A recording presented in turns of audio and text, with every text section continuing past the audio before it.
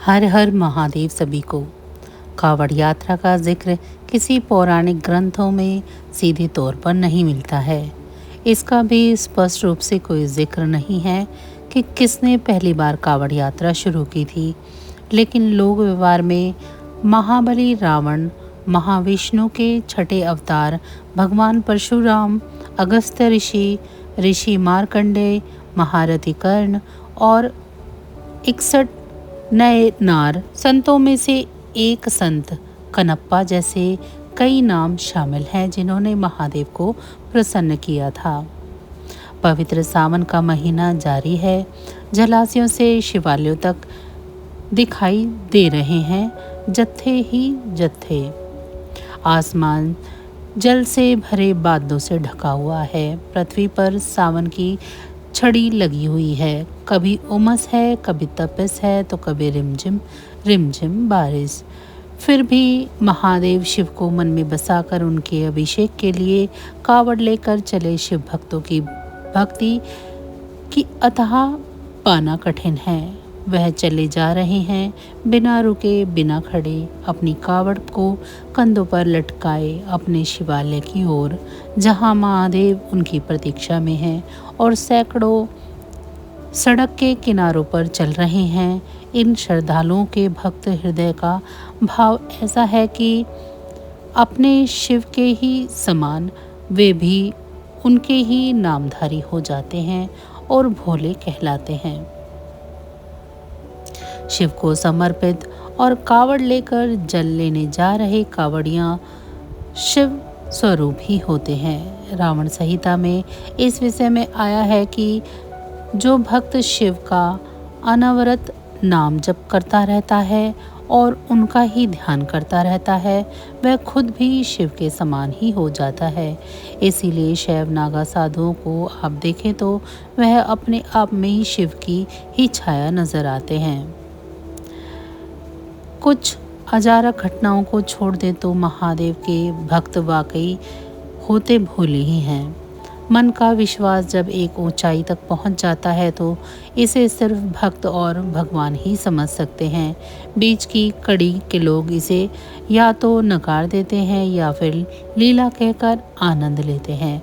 कावड़ यात्रा शिव भक्तों की ओर से अपने शिव के लिए की जा रही एक लीला ही तो है, जहाँ कंधे पर आस्था के दंड में सिर्फ अभिषेक के लिए गंगाजल से भरे कलश नहीं बंधे हैं, बल्कि एक और बंधा है समर्पण और दूसरी ओर बंधी है भक्ति। फिर क्या फर्क पड़ता है कि कावड़ यात्रा का जिक्र किसी पुराण में मिलता है या नहीं।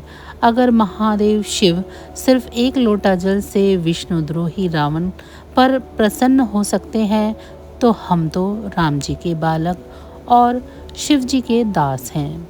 हम पर शिव क्यों नहीं प्रसन्न होंगे? ज़रूर होंगे। वाकई में कावड़ यात्रा का जिक्र किसी पौराणिक ग्रंथ में सीधे तौर पर नहीं मिलता है। इसका भी स्पष्ट रूप से कोई जिक्र नहीं है कि किसने पहली बार कावड़ यात्रा शुरू की थी। लेकिन लोग व्यवहार में महाबली रावण, विष्णु के छठे अवतार भगवान परशुराम, अगस्त्य ऋषि, महर्षि मार्कंडेय, महारथी कर्ण और 61 नार संतों में से एक संत कनप्पा जैसे कई नाम शामिल हैं जिन्होंने महादेव शिव को बड़ी सरल, सहज और आसान विधि से पूजन कर प्रसन्न किया था।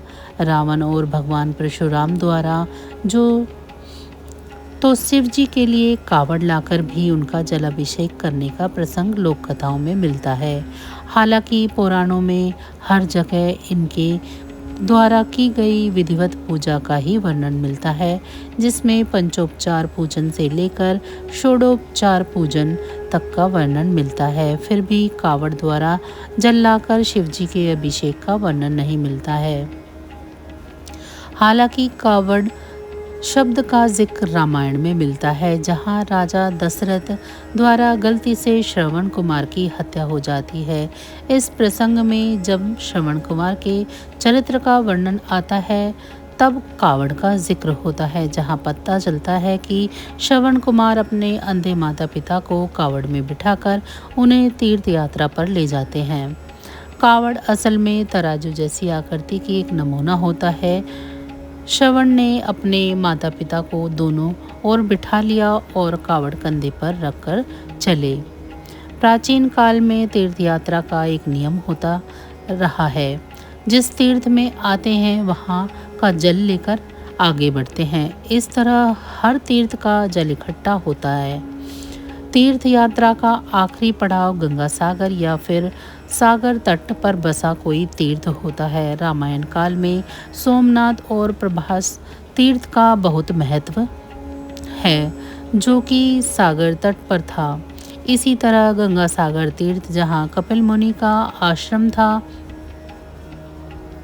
वहाँ भी अंतिम तीर्थ हुआ करता था। श्रद्धालु इन अंतिम तीर्थों में पहुंचकर सभी तीर्थों का जल चढ़ाया करते थे। श्रवण कुमार के माता पिता के पास एक छोटे कमंडल में सभी तीर्थों का जल था, लेकिन अयोध्या की बाहरी सीमा पर श्रवण कुमार की मृत्यु होने के बाद उन्होंने भी प्राण त्याग दिए थे। पश्चिमी उत्तर प्रदेश के तीर्थ क्षेत्र में दशानन रावण से जुड़ी कई लोक कथाएं प्रचलित हैं। यहाँ नोएडा के पास बिसरक गांव को रावण की जन्मस्थली बताया जाता है। मेरठ को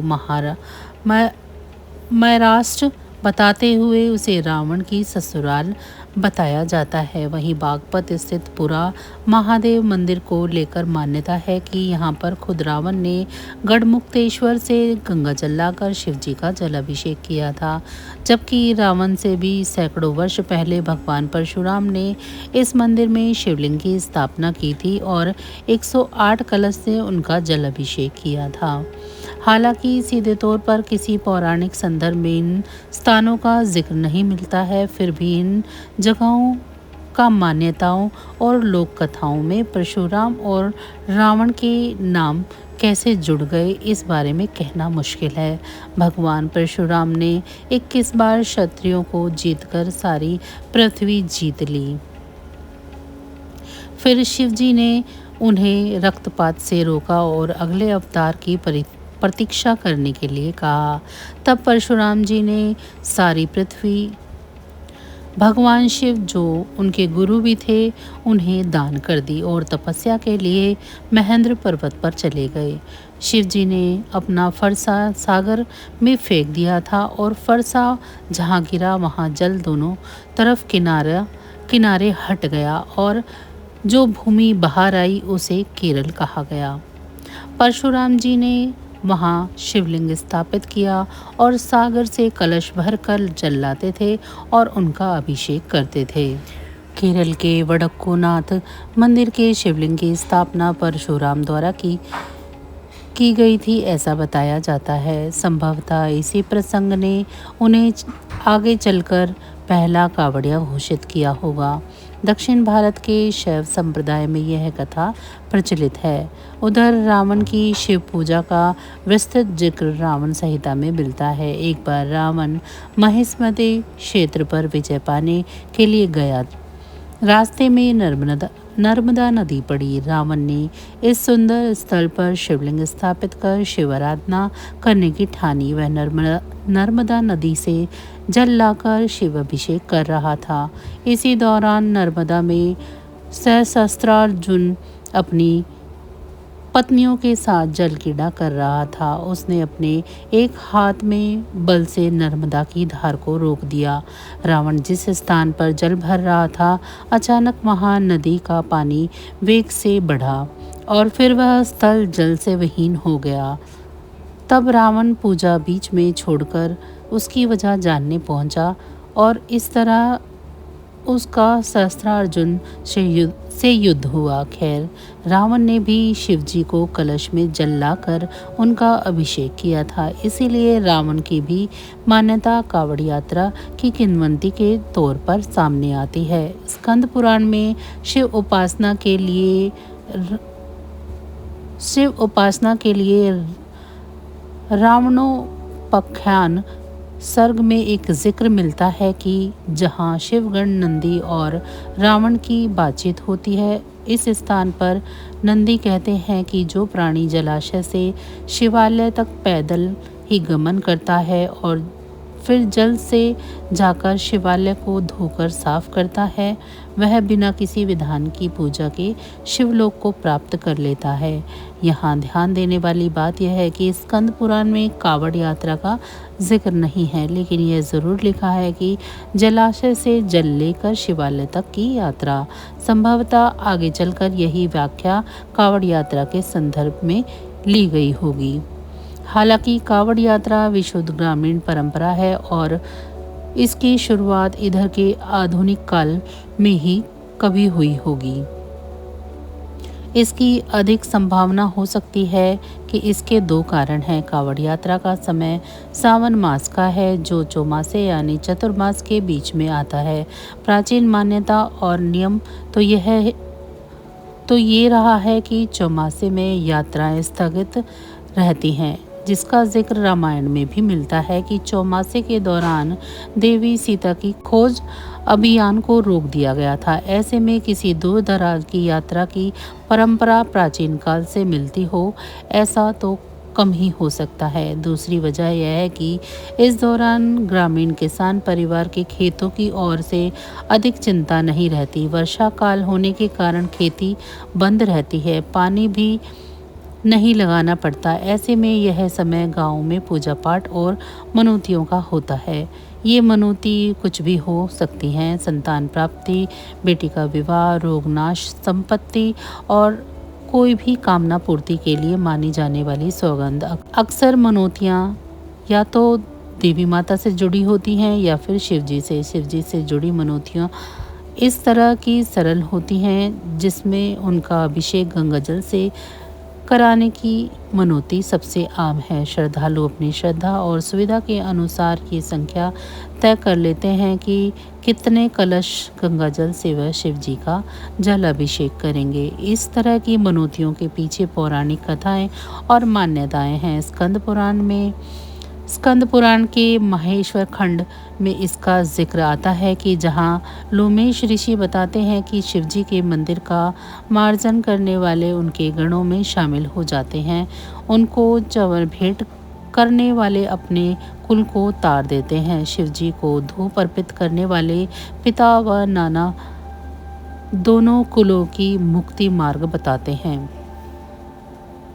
दीपदान करने वाले तेजस्वी होते हैं। जो स्त्रियां चौक पूरती हैं वे शिवधाम प्राप्त करती हैं, और जो तेज आवाज वाले सुंदर मधुर घंटे बजाते हैं वह कीर्तिमान स्थापित करते हैं। ये सारी मान्यताएं जो पुराणों से आई हैं वही शिव पूजन को महत्वपूर्ण और सरल बनाती हैं। बात सरल शिव पूजा की आती है तो दक्षिण भारत के नैनार संतों में शामिल संत कनप्पा की भी याद आती है। वह भील जाति के शिकारी थे, लेकिन जब शिव से उनकी लगन लगी तो अपने अनुसार उनकी पूजा में रम गए। कहते हैं कि वह जो खुद खाते वही शिव जी को अर्पित करते थे। एक दिन उन्होंने हिरण का मांस पकाया, जंगली पुष्प से माला बनाई और दोनों हाथ में मांस भूनकर पत्तों पर रखकर शिव जी की ओर चले। फिर सोचा कि पानी तो लेना ही भूल गया, इसीलिए वह पास ही बह रही स्वर्णमुखी नदी पर पहुंचे, लेकिन पानी ले कैसे? तब संत कनप्पा ने नदी में डुबकी मारी और मुंह में पानी भर लिया। फिर शिवलिंग की ओर उसी मुंह में भरे पानी से नहलाया, उन्हें मांस चढ़ाया और वन फूलों की माला भी अर्पित कर दी। शिव उनके इस भोलेपन से इतना प्रसन्न हुए कि प्रकट हो गए और उन्हें दर्शन दिए। ऐसे होते हैं शिव के असली भक्त। इसीलिए शिव जी की कावड़ यात्रा का जिक्र पुराणों में मिले ना मिले, किसी रावण ने कावड़ पहले चढ़ाई हो या नहीं, शिव भक्तों को इससे कोई फर्क नहीं पड़ता। उनके लिए तो बस इतनी सी बात है कि वे शिव के हैं और शिव उनके। हर हर महादेव।